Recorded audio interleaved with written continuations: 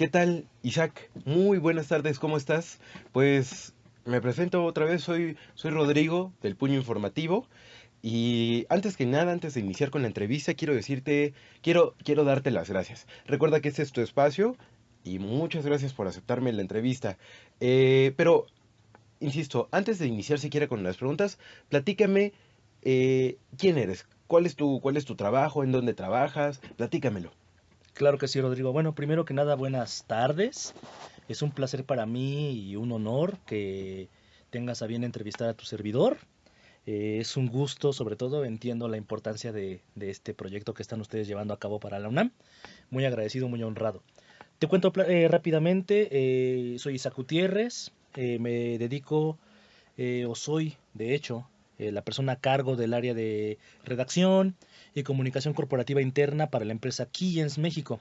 Keyens México es una empresa japonesa con sede en Osaka, Japón, presencia en 40 países, desde luego aquí en la República Mexicana, y pues nos dedicamos a la comercialización de tecnología para la automatización de todo tipo de industrias. Ok, eso suena muy interesante. Brevemente, ¿puedes darnos un ejemplo de qué tipo de tecnología distribuye tu empresa? Sí, por supuesto. Comercializamos, por ejemplo, lo que son marcadoras láser. Las marcadoras láser, un uso práctico es de que ubicas los pines en los motores, los números de serie. Bueno, este tipo de piezas son marcadas con marcadoras láser. También tenemos cortinas de seguridad.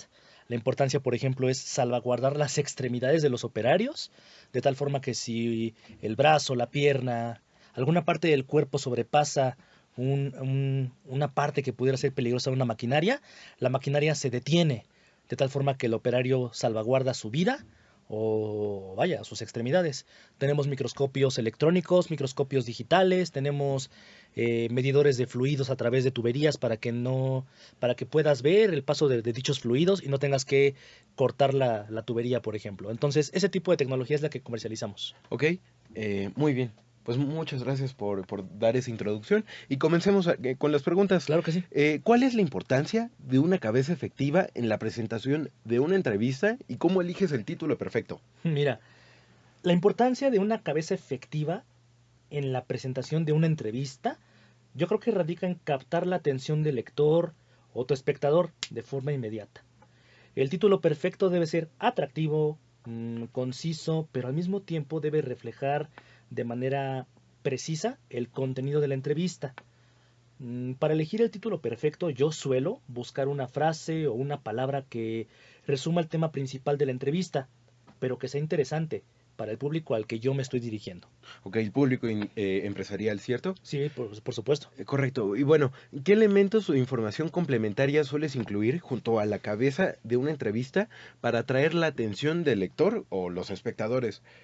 En mi caso yo suelo incluir un subtítulo que brinde información adicional sobre el contenido, así como un párrafo introductorio que destaque los puntos clave y el valor que los lectores encontrarán en esta entrevista.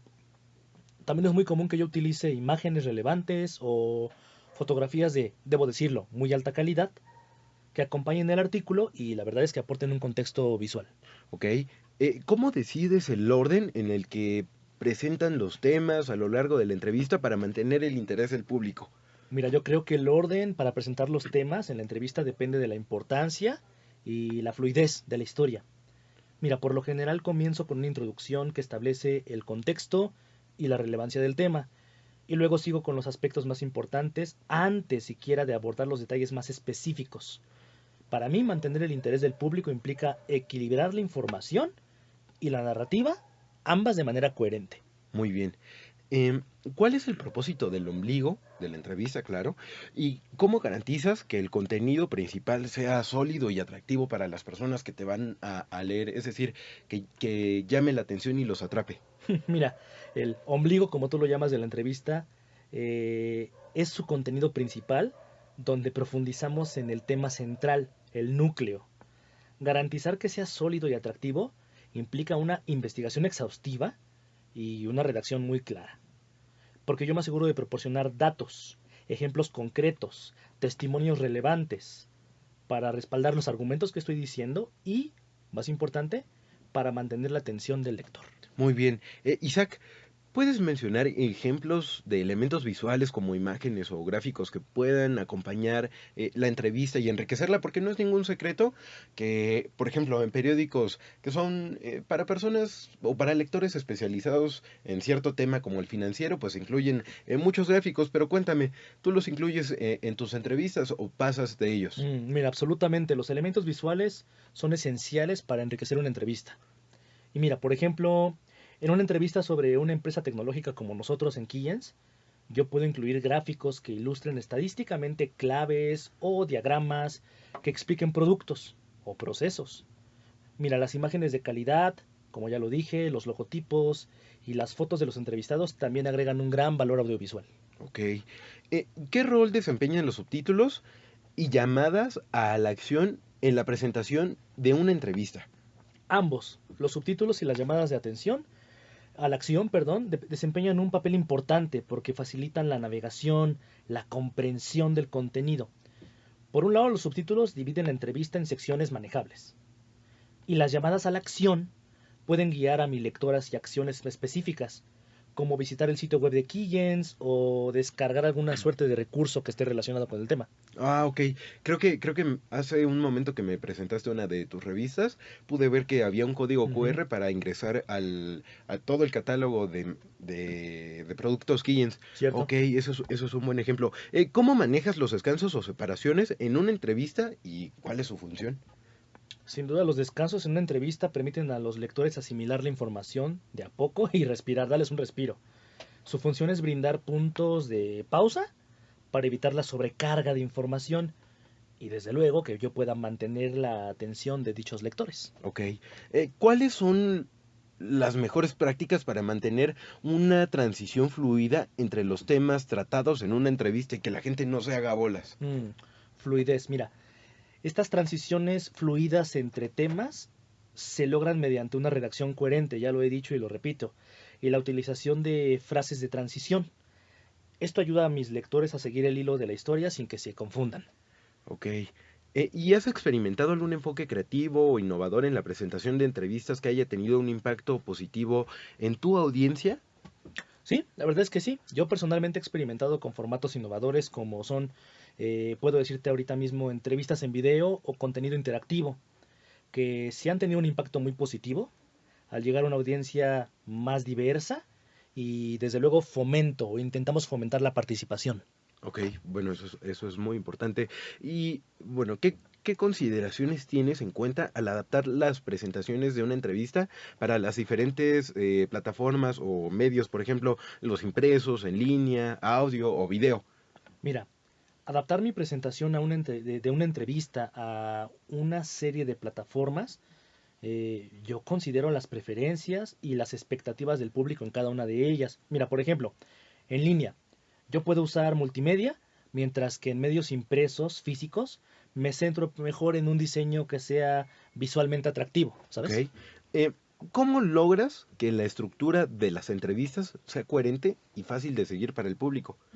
La coherencia se logra a través de una estructura lógica y una voz editorial consistente. Yo también utilizo un lenguaje claro y términos consistentes para mantener la claridad y la cohesión de todo el contenido. Oh, vaya. Eh, ¿Qué técnicas utilizas para mantener a la audiencia comprometida durante toda la entrevista, especialmente en contenidos extensos? Esto es importantísimo. Mira, yo utilizo ejemplos relevantes, preguntas abiertas, a menudo incluyo la perspectiva personal de la persona que estoy entrevistando, por ejemplo, y sin duda me aseguro de que la información sea relevante y de interés para el público al que me estoy dirigiendo. Ok, ok. ¿Cuáles son las ventajas y desventajas de utilizar elementos multimedia como videos o enlaces en las presentaciones de una entrevista? A ver, elementos multimedios. Pueden ser como videos o enlaces. Y estos pueden enriquecer la presentación, sin duda. La elección de ellos depende del contenido y del contexto. Mira, las ventajas incluyen la capacidad de presentar visualmente productos, procesos, y las desventajas que yo alcanzo a ver son que pueden incluir la distracción si no se utilizan de forma moderada. Ok.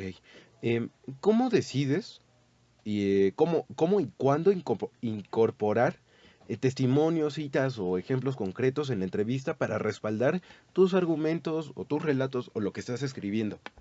Todo esto que dices de incorporación de testimonios, de citas o ejemplos, eh, en concreto se basa en la necesidad de respaldar las afirmaciones y agregar credibilidad. Y yo los incluyo cuando aportan valor y aportan contexto, si no, no los meto. Ok, ¿cuáles son los elementos clave que debes verificar y revisar antes de publicar o presentar una entrevista para asegurarte de que sea impactante, efectiva y a tu público, que debe de ser difícil, le fascine? Precisamente, como yo estoy trabajando con un sector corporativo y muchos de ellos son orientales japoneses, una cultura muy distinta a la nuestra, es importante para mí verificar la precisión de los datos, de todas las citas que yo doy, de todas las fuentes. Y también reviso la redacción para asegurarme de que sea clara, que no tenga errores gramaticales, errores de estilo, ¿sabes? El proceso de edición es esencial desde mi punto de vista para garantizar que la entrevista sea impactante, pero también efectiva. Oye, Isaac, pues muchísimas gracias. Recuerda que este es tu espacio. Pero antes de terminar, ¿hay algo más que te gustaría agregar? ¿Algo que le quieras decir a las personas que nos van a escuchar? Sí, sí, mira, sin duda, una vez más, muy agradecido por tu tiempo, por este espacio. La verdad es de que si yo pudiera dar alguna recomendación para los que nos están escuchando, es de que siempre intenten expresar sus ideas de forma clara, coherente, respaldada con datos, respaldada con fuentes. Hoy día hay mucha desinformación, entonces, que ustedes chicos que me escuchan, ustedes están empezando, son estudiantes, sean esos pequeños oasis de información en este gran desierto de desinformación que nos rodea. Y será todo lo que puedo decir, que se esfuercen, que no me gusta el echeleganismo, yo prefiero decir que sean esforzados, que hagan las cosas siempre con pasión, con corazón. Y pues este es un ejemplo claro, Rodri, fue un gran gusto conocerte y pues encantado. Aquí está tu espacio también para cuando lo necesites. Para nada, el gusto es mío. Muchísimas gracias por recibirnos. Eres muy amable. Gracias. Encantado, hasta luego.